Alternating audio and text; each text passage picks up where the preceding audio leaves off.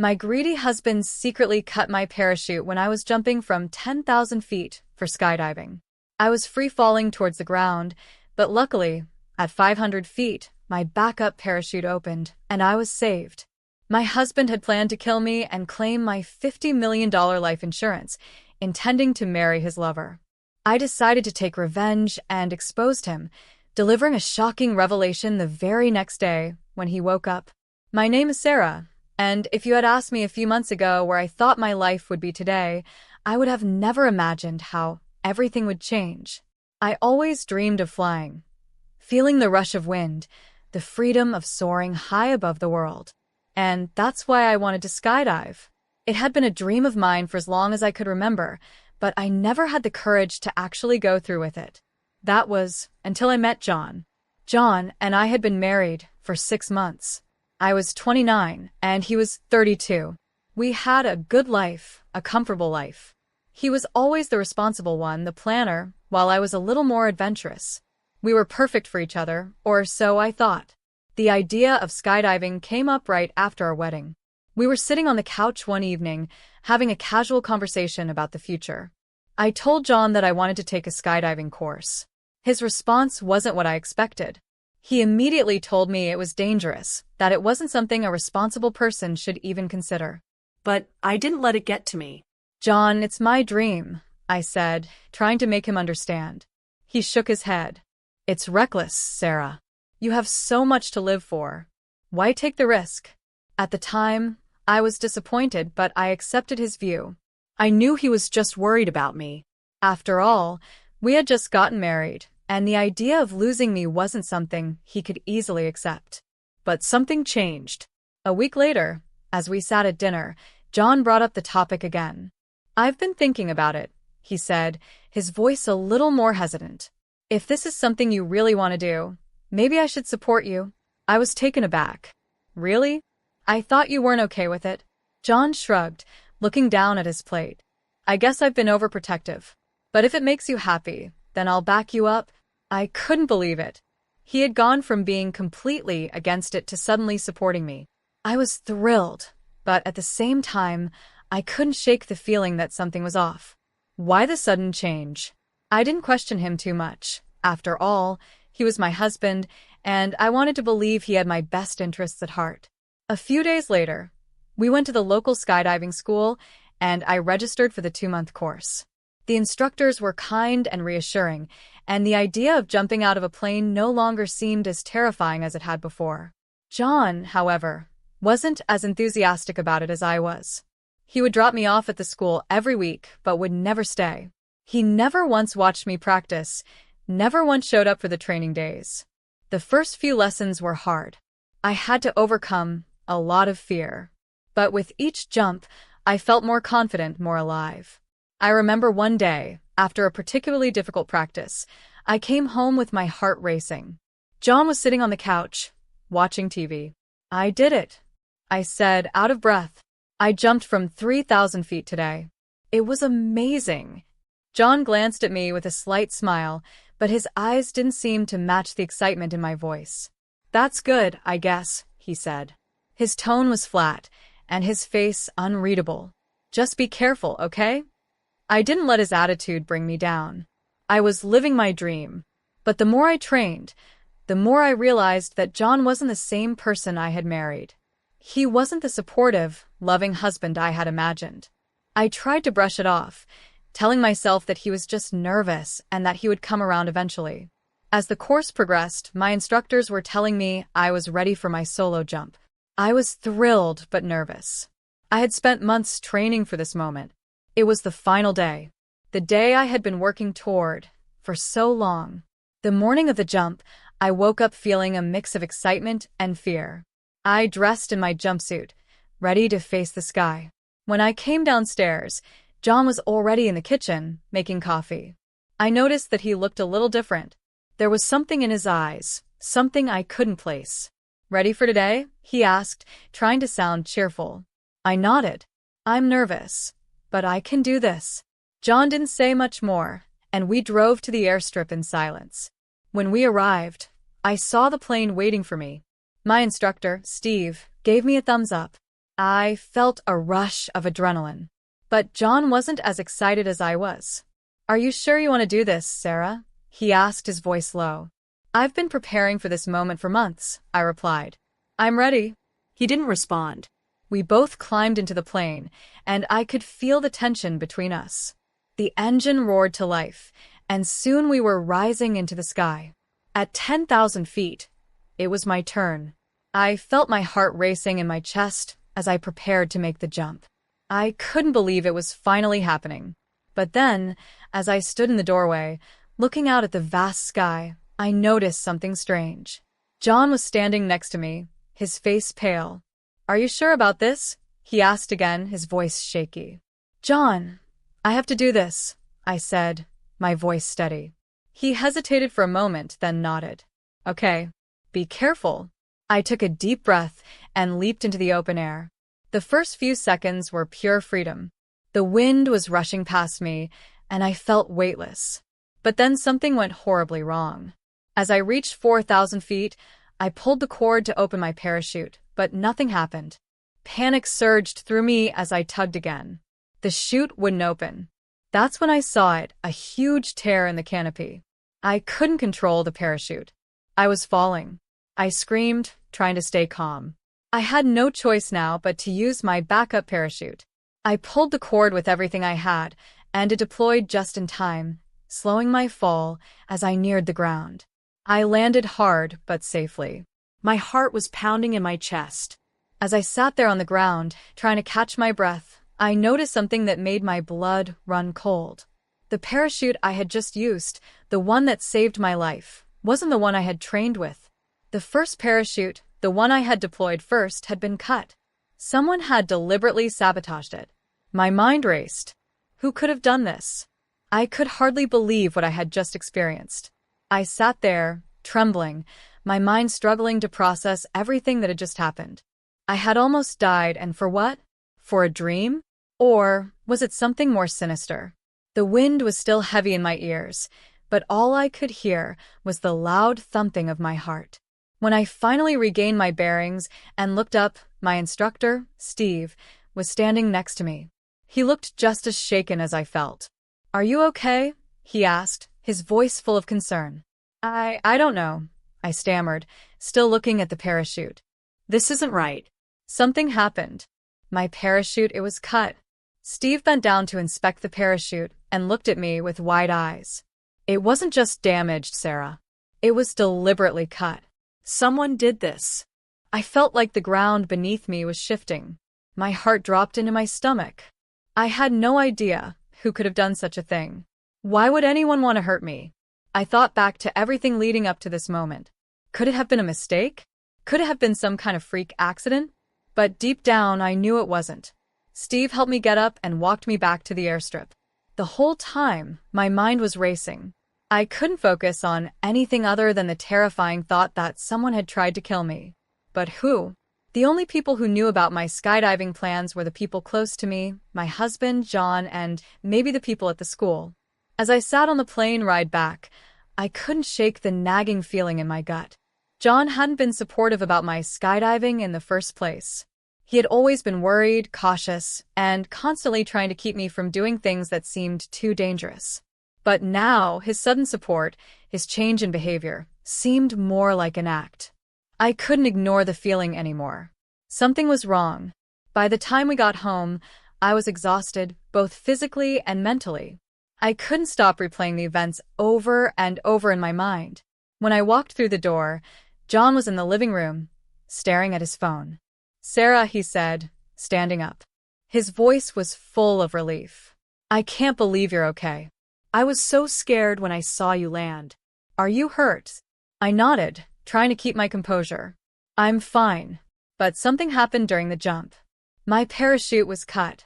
John froze for a moment, his face going pale. "What? Are you sure?" I stared at him, trying to read his expression. "Yes, I'm sure. It was cut on purpose."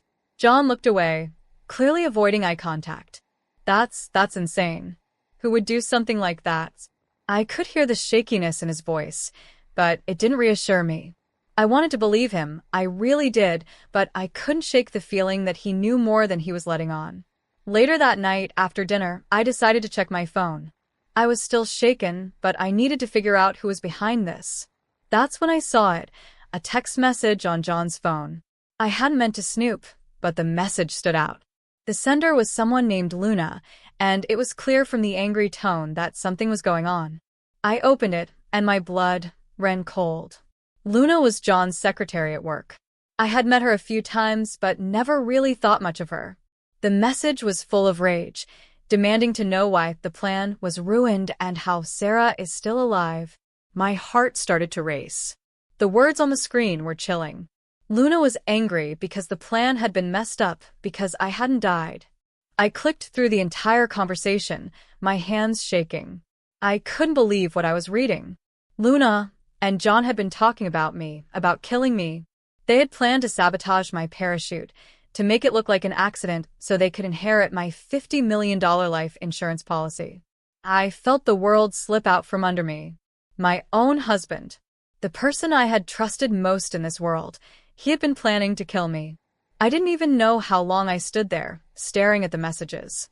Everything around me felt distant, like I was watching my life unfold from a place I couldn't reach.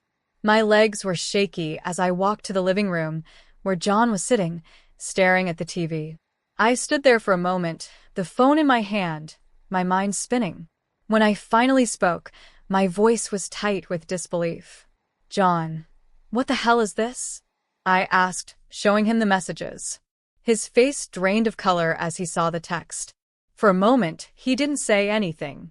The silence between us was unbearable. I don't know what you're talking about," he muttered, his voice trembling. "Luna's just messing with you?" I couldn't believe it. My hands were shaking, and I could feel my pulse pounding in my ears. I had trusted him with everything. How could he deny this?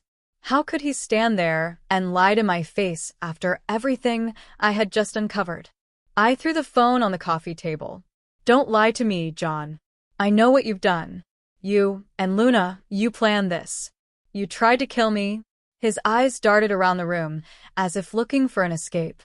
But there was nowhere to run. He was caught. I took a deep breath, trying to keep my composure. I had to get out of this house, out of this relationship. This wasn't love. This was betrayal. "Sarah, wait. It's not like that," John said, his voice desperate. I didn't. But I didn't want to hear his excuses anymore. I couldn't. The betrayal was too much. I turned around and walked out of the room, heading straight for the door. I didn't know what I was going to do next, but I knew I couldn't stay. Not with him. Not with the man who had tried to take everything from me. I left the house that night, my heart racing as I slammed the door behind me. I didn't know where I was going or what I was going to do, but I couldn't stay there. I couldn't stay in the same place as the man who had tried to kill me. As I walked down the street, the cool night air hit my face, but it didn't feel refreshing. It felt cold, just like the betrayal I had just uncovered. I didn't want to be alone, but I didn't want to go back to John either. I needed someone I could trust, someone who would believe me. That's when I remembered my old friend, Claire. She had been my best friend for years before I even met John, and she was now a police officer. She always had a way of calming me down, and I needed that more than ever. I made my way to her house, not bothering to call. I needed to get there quickly, and I wasn't sure how long I could keep it together. When I arrived, Claire was sitting in her living room, flipping through papers. She looked up, surprised to see me standing in her doorway. "Sarah," she said, her voice filled with concern. "What's wrong? You look like you've seen a ghost." Without saying a word, I walked in and sat down on the couch.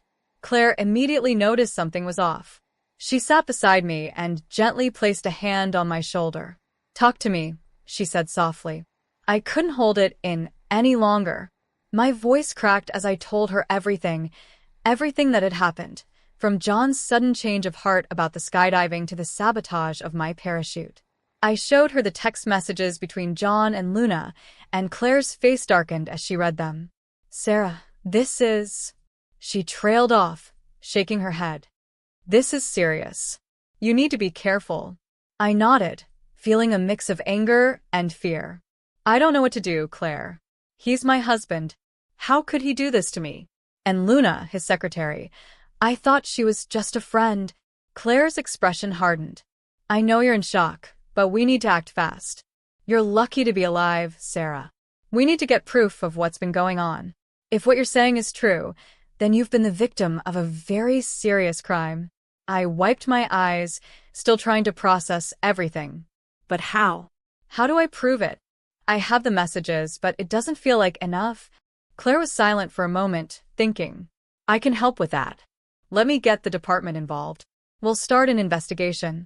It felt like a small relief, but my stomach was still in knots. What had started as a dream had turned into a nightmare. I had to make sure John paid for what he'd done, and Luna too. They couldn't just get away with it. They had to be stopped. Claire immediately got to work. She made a few calls, talking to her colleagues in the police force. She arranged for an investigator to look into the situation. I felt a small sense of hope that maybe, just maybe, justice could be served. But I couldn't stop feeling the weight of the betrayal on my shoulders. My entire world had turned upside down in just a few days. The next morning, Claire called me again. She had some news. Sarah, we've got a lead. One of the trainees from the skydiving school, he was recording some video footage of his own jump the day you had yours. He didn't think much of it at first, but he realized something wasn't right when he saw John near your parachute before you jumped. My heart skipped a beat. You're telling me there's a video? Yes, Claire said, her voice firm. It's not much, but it's enough. We can clearly see John near your parachute, and there's something in his hand, a knife. The footage shows him cutting the cords of the parachute. I was stunned. I had always thought John had been calm and collected, but this footage was clear evidence of his intent. He had planned to kill me, and the video proved it. Claire, this is it. This is the proof I need, I said, my voice shaking. Exactly. We've got him now. But there's more. Luna's involved too. I'm going to talk to her. We need to get both of them in custody. It felt like a weight was being lifted from my chest, but at the same time, I could feel my anger rising again. I couldn't believe I had spent so much time with these people, trusted them, loved them, and they had been planning my death all along. That afternoon, Claire and I went to the police station to view the video. It was shocking, seeing John's face, his hand with the knife, clearly cutting the parachute that would have been my death sentence. The video wasn't perfect, but it was enough to get a warrant for John's arrest. It wasn't long before the officers found John and arrested him. I thought seeing him in handcuffs would bring me peace, but it didn't. I didn't feel any satisfaction from watching him being led away. My emotions were a whirlwind: anger, sadness, disbelief. But I knew one thing for sure. I had to stay strong. I had to make sure this nightmare ended. Luna's arrest came soon after. She was just as much a part of the plan as John, and when they arrested her, she didn't seem surprised at all. In fact, she looked at me with a smug smile, as if she knew her fate was sealed. As John and Luna were taken into custody, I couldn't help but feel a strange sense of vindication. They had tried to take my life, but I had survived. I had found the strength to fight back. I wasn't going to let them get away with it. I watched as John and Luna were led away in handcuffs, their heads down, expressions cold. Part of me wanted to scream, to run up and confront them, but I knew it wouldn't change anything. The truth was out now, and I had nothing left to prove.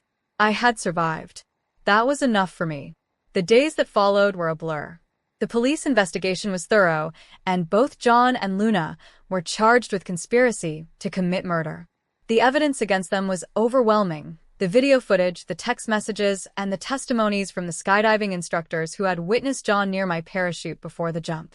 It was all there, laid out for the world to see. But despite the justice that was being served, I couldn't help but feel hollow. It wasn't the relief I had expected. I had spent so many months loving someone who had betrayed me in the worst way possible, and now that he was facing the consequences, I still felt empty. One afternoon, I sat down with Claire in her office. She had been a constant support through everything, and I owed her more than I could ever express. She leaned forward, her eyes kind but serious. "You did the right thing, Sarah. This is over now. You're free." I nodded, though the weight of the words didn't fully hit me yet. "I don't feel free," I said quietly. "I just feel lost. Like everything I thought I knew about my life, about love, has been turned upside down." Claire's expression softened. "It's normal to feel that way. You were betrayed by someone you trusted. That takes time to heal. But you're alive. You've won. And that's something you can hold on to." Her words helped, but the road ahead still felt uncertain. I had to figure out what came next. What was my life going to look like now, without John, and without the weight of that dark secret hanging over me? The trial came and went. John's confession during the proceedings only confirmed what we already knew. He had been plotting with Luna for months. His plan had been simple: make it look like a tragic accident, collect my life insurance, and marry Luna to claim his newfound wealth. But it hadn't worked. Instead, it had destroyed everything. John was sentenced to life in prison for attempted murder, while Luna received a lesser sentence for her role in the conspiracy. She looked angry during her trial, but there was nothing she could say that could change her fate. They both got what they deserved, but still, I felt no satisfaction from their punishment. Maybe it was because it wasn't about vengeance for me anymore. It was about reclaiming my life. After everything was over, I decided to leave the city. The memories of John and Luna, of their betrayal, were too much to bear. I couldn't stay there, not with the constant reminder of the life I had once shared with him. I sold our house and moved to a quiet town by the coast. The change of scenery was exactly what I needed. Living alone was hard at first. I had to adjust to a new way of life, free from the constant tension of betrayal. But slowly, I began to heal.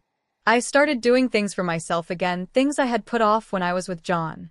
I joined a new skydiving club, not because I needed to prove anything, but because I realized that it had always been about me, about my dream.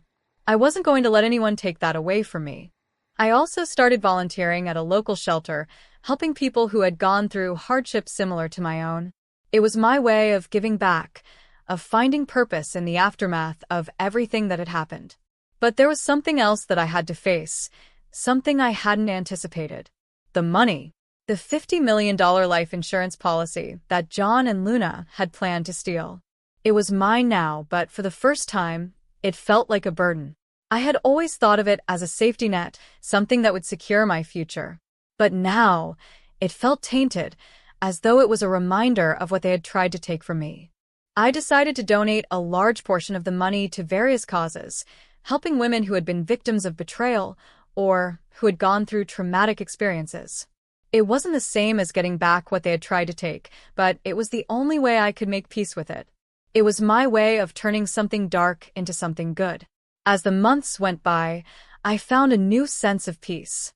I was no longer the woman who had been betrayed, the woman whose life had almost been taken.